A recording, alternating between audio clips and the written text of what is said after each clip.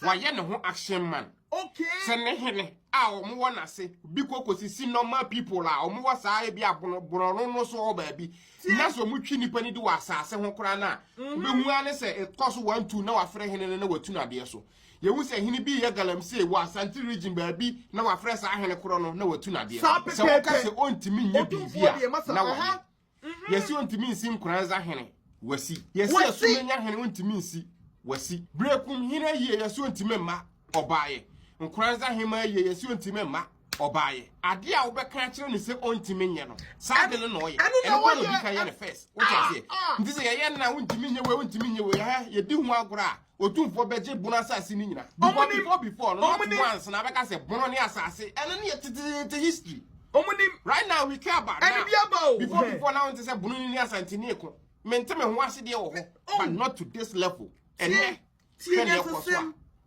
Asifim. Na me ya ba ko ne se Mr. Biam. Asifim arewo. Asifim arewo. Eye me de passe we de bonu ni ankasa ka no kure a kire ye nuanom bonofo. Se ade adoma hen eye no enye.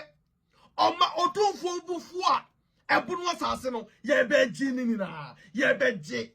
First na Asante Empire no. Na ebunu ka ho mon kohwe ma opono. Na eye bunu ene Asante na eye one family.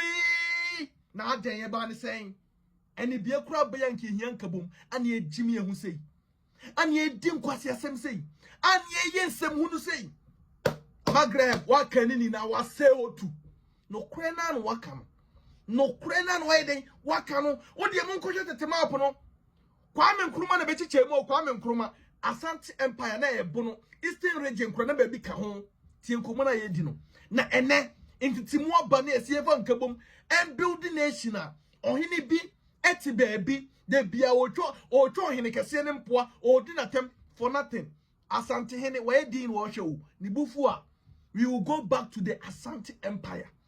We will go back. Brekum Asante. Brekum omonye bonofo. You understand what I mean? Now so no brekum hene sebi ofrim ensema omkrofo katere Otumfuo ana o kire akukuduro. O kire akukuduro.